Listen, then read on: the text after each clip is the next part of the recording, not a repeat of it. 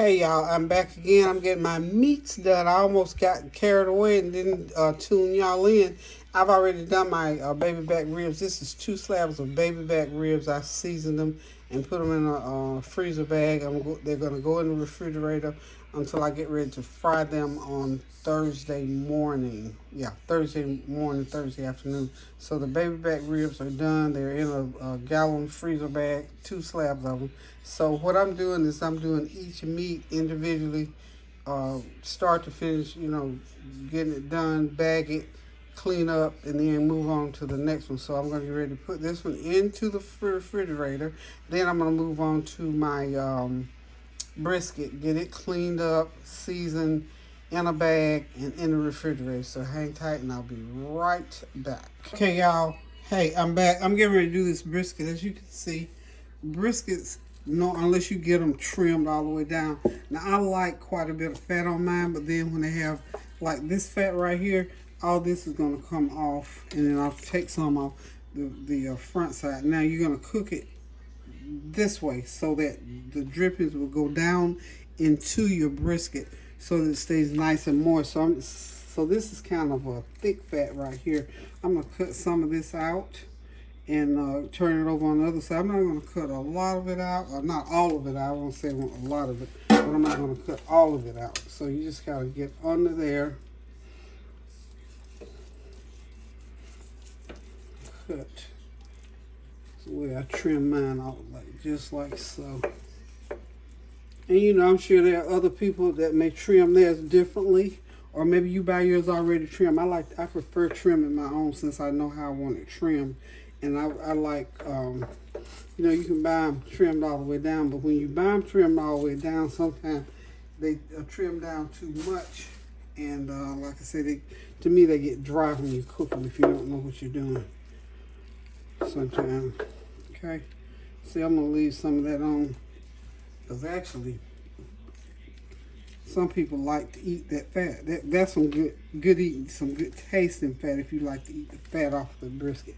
I'll cut a little bit more out in there. That's that fat. That's that that belly fat. That old hard fat that get around your belly. Serious, y'all. Okay. Okay, I'm gonna leave the rest of it on because that's pretty lean through there. And I'm just gonna flip her over to see what kind of fat it has on the other side. And see that big piece right there? I'm gonna take some of that off. Ooh, I need a sharper knife. That's kind of some skin there. Okay. I need to sharpen my knife again. This little knife, and I have used it to the max. See, I'm trying to cut some of that fat there off. Okay. That fat there can stay on, but I'm gonna cut some of this off. That's some of that old hard belly fat right there. Make sure I'm not getting some of my lean part out. But you just have to go through there and you just cut it just like you want it. You see there? So I'm getting into my lean meat there. I don't want to cut any of my lean meat out of there. So in order not to, you gotta leave some of that fat on.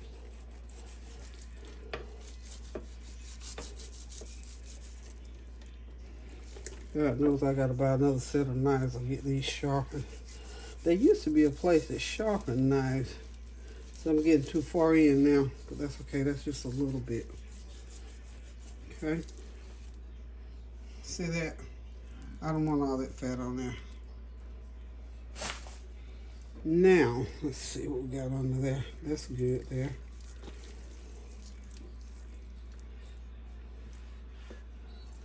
That's good. Let's see.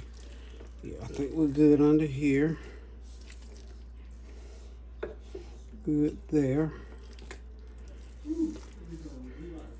I'm leaving the rest of that. No, that's not so bad. That's not so bad. Right through there. Might take a little more of that off right there. See, I couldn't be on one of them cooking shows, huh? They'd be running me off by now. Because you have to cut it a certain way. But my certain way is my way. Okay. Take some of that just right all the way through there. Okay. Now, so all of this, when that brisket finishes cooking, I'll be able to, I need to cut some more out of there too. So basically that's it. That's what you do when you do a brisket. You just go through there and you take out the fat off of it that you don't want on it. It's just that simple.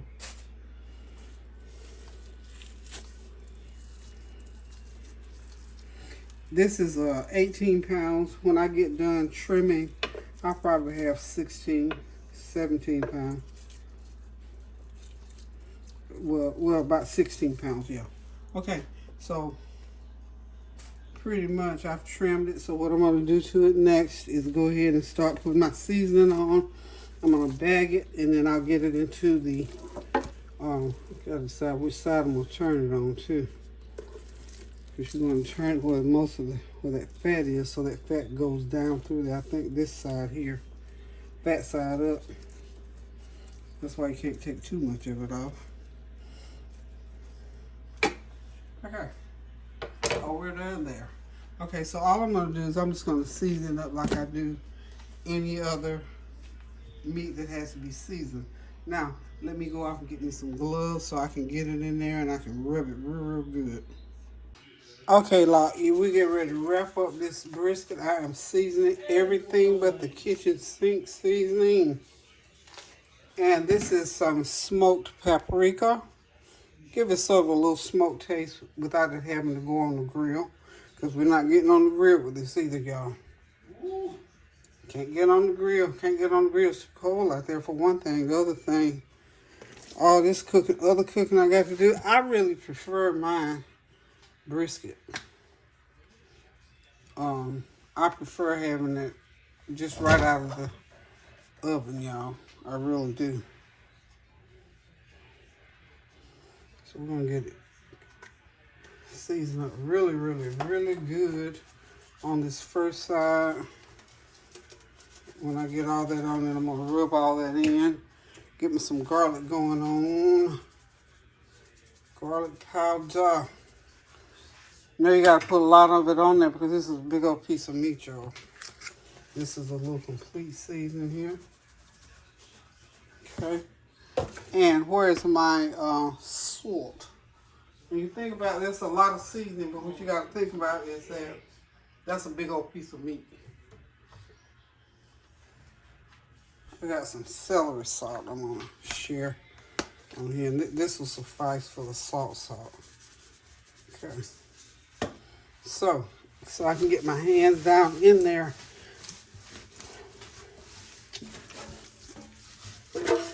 You gotta rub it. You gotta rub this meat. You gotta rub it just like you're giving it a massage. Gotta rub it, gotta rub it, gotta rub it. And I like to score mine a little bit. Just score it just a little bit. So as it cooks, those seasonings will go down into it. And what I do too, mine, that juice is on it, because mine accumulates enough juice on it too. Now this is the side that we're gonna cook this side up. This is our fat side with the fat part on it. Fat side up so that the oil and the juices from that fat will go right down through that meat. Okay.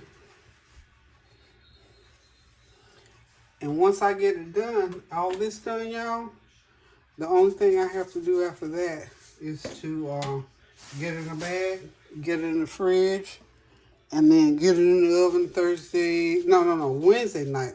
This goes in the oven night after tomorrow, not Thursday night. Ooh, it'll be after Thanksgiving then, won't it, y'all? We don't need it done after.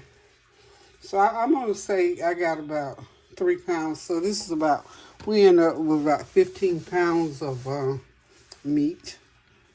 Let me get that shirt up. I decided I would just want my hands in this.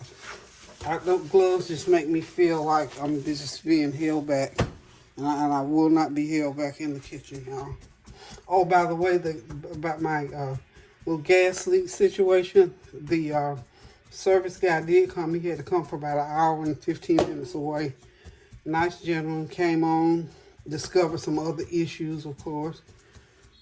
I have 2 tanks that heat my house, and they had told him the wrong tank. So you know how the Lord just drops stuff in your spirit. The Lord just takes care of me so well, because I pray all the time, and I'm always saying, Lord, I hope, and that's what I mean by praying without ceasing. So as he's out there, I'm thinking, Lord, I hope everything goes well, and Lord, I hope that that he get the heat right, so as the temperature drops, Kareem and I won't be cold inside of here. So that's prayer. When you call on the name of Jesus, just say, Lord, you know what's going on, and trust the Lord to make it right. Well, now when I called, I told them my fireplace tank was the one that was messing up. That's where the thing was coming from, because that's the heat I had going, my fireplace heater. Okay. So when they told the man, they didn't tell him, rather. They didn't tell him fireplace or nothing like that. They told him, just told him. So when you come approach my house, facing my house, you're going to see that heater, that tank to the right of my home. Well, as he's approaching it and looking at it, he sees the heater to the right. Put a little bit more of that on there for good measure. Press it down and shake it together. Let me put a little bit of little black pepper goes on there as well. So anyway, I said all that to say this.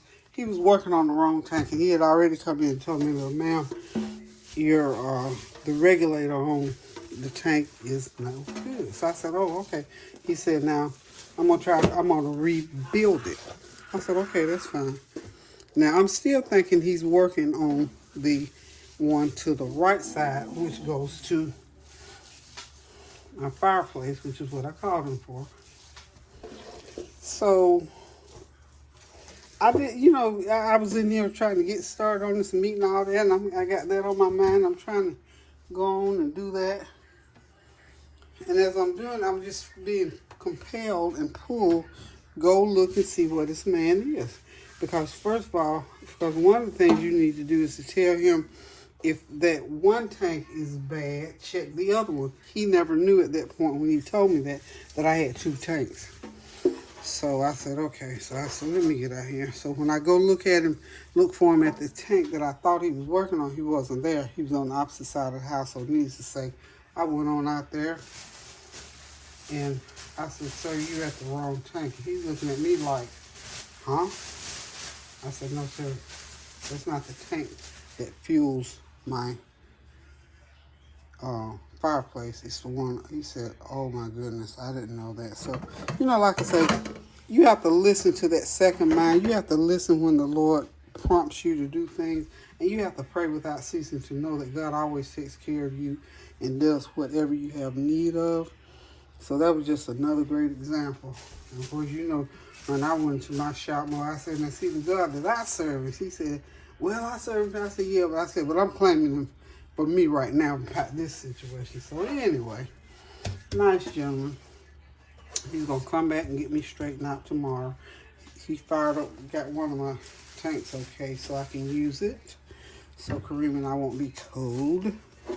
So anywho, I thank God for his grace and his mercy and for his goodness. Thank him for his word that he said we could pray and cast our cares. Don't y'all, isn't that just wonderful? Isn't that good news? Okay, folks, we're going to go ahead and get this baby in this bag and get it in the refrigerator, and it will be ready to go to cook, tomorrow. So hang tight. Okay, y'all, I'm back with the turkeys. I got my butterball over here, 15-pound butterball, and this Shady Brook Farm one that I only paid like $6 for. It's 21 pounds. So anyway, we're just getting ready to season them up and bag them up. Now the biggest one, I'm having it done for chopped turkey barbecue. So the big one, the smaller one, the 15-pound one, we're going to use for Thanksgiving dinner. Now, I don't know if I'm going to do that. I don't even know if he's going to even cook it. Somebody else is going to cook that second one for me. So I'm planning on having it for Christmas. So we'll be okay. So what we got to do here is just get this. I've already washed one, washing the other one. Okay. We got her all knot and tied it up here. Let's get in there.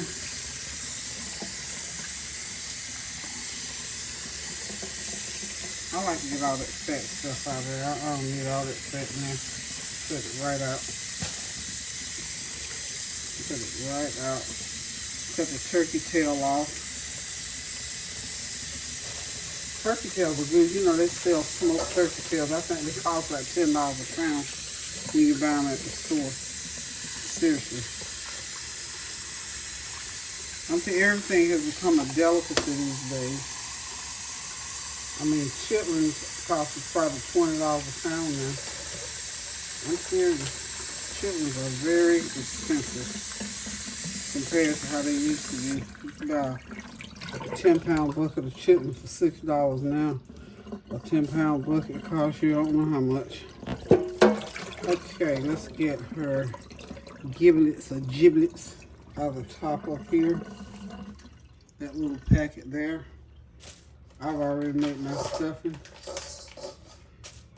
I may or may not keep those. I usually don't. Okay, so we got our butterball. You know the butterball turkeys, that they have what they call the broad breast. Cut some of that skin off there. I don't like all that skin. Okay, and the reason I leave that on is to hold my, I stuff it down with you know, tomatoes and, not tomatoes, but onions. I'm getting tired now, y'all can tell now. I don't put tomatoes in my turkey, y'all. Onions, bell pepper, and celery is what I put down inside of there.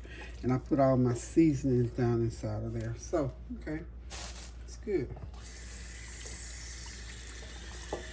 Alrighty, so what I'm going to do, that's a nice piece of lean meat. See, that's a good sized turkey. You know, really, unless you just really eat a lot of turkey, we don't eat a whole lot of turkey. So, you know, the little kids, like Norick, he likes the turkey leg, so that turkey leg belongs to him. So, all I'm going to do right now, I'm going to get all my seasonings. Get me a glove.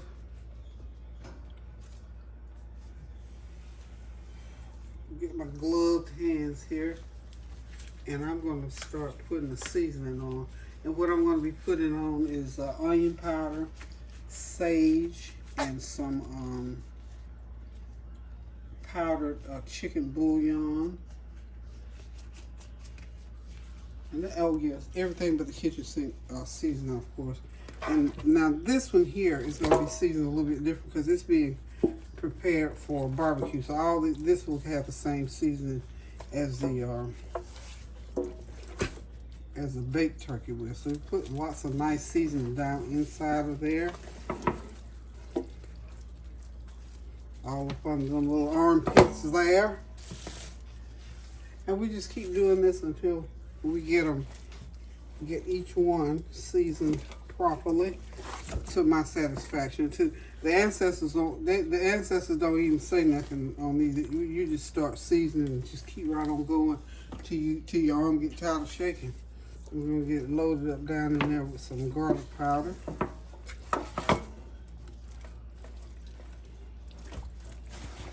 Get her there. She's big. She's pretty good size. This is like about 20 pounds, I think. Yeah, about 21. So you can see the difference in this little sister and big sister.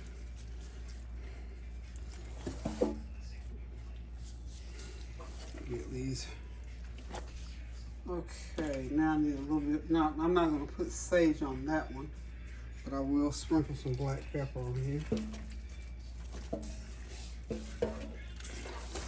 Inside and out.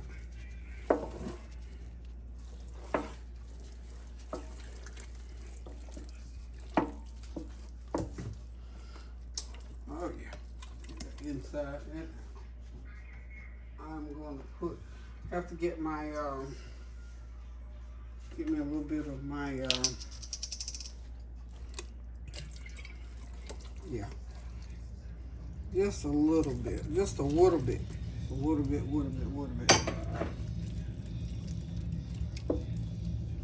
Get me some complete seasoning going on down in there. Y'all see where I'm going with this, because what I'll do in the end is, you know, I got to rub her down. I'm going to get all under her skin and rub her down really, really good. Okay. This one had a little feathers there.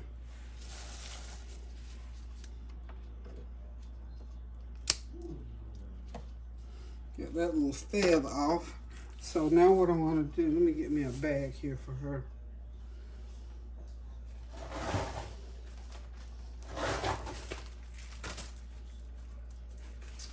Get a bag for her.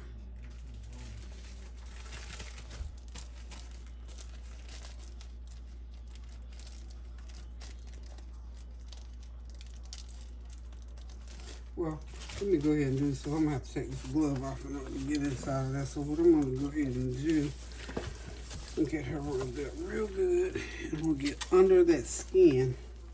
You have to lift the skin up a little bit. Find a way to get under there. Usually it's through the breast portal. Go down through her with a little bit of a complete. That thermometer popped out of there. We'll get it back in. There it goes. Okay. Get that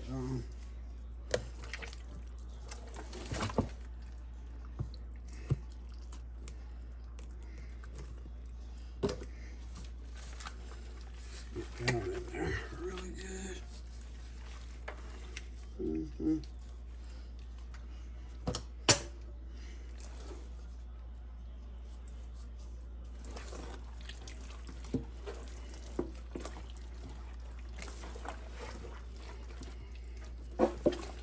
And we'll get over here on this side here. Get down in there.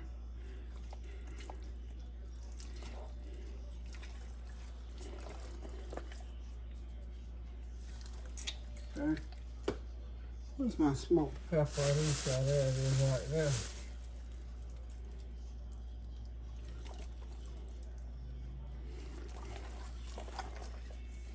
Some paprika down there, get that little smoked paprika taste down in there.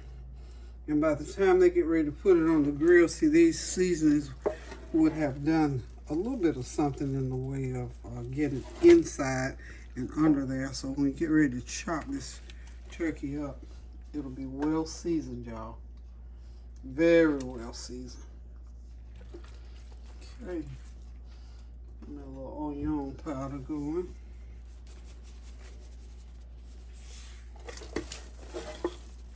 A little onion.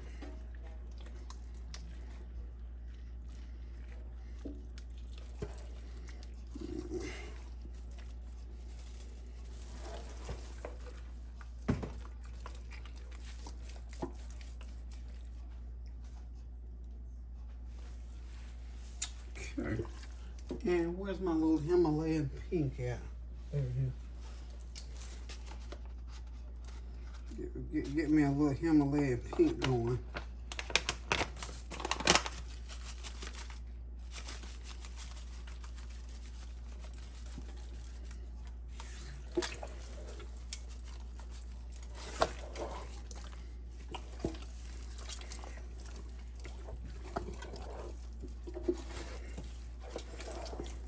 You know, a lot of times people think cooking is real easy and simple, but it's not. But this is basically what I'm going to do with these turkeys. Just get them seasoned up like so, inside and out. And we'll be right back shortly to get them bagged up. Okay, y'all, we're done here with the seasoning, ready to bag these babies, get them in the fridge, and let's see, yeah, tomorrow's Tuesday, so sometime tomorrow they're going to be in the oven to get ready for Thanksgiving Day, y'all.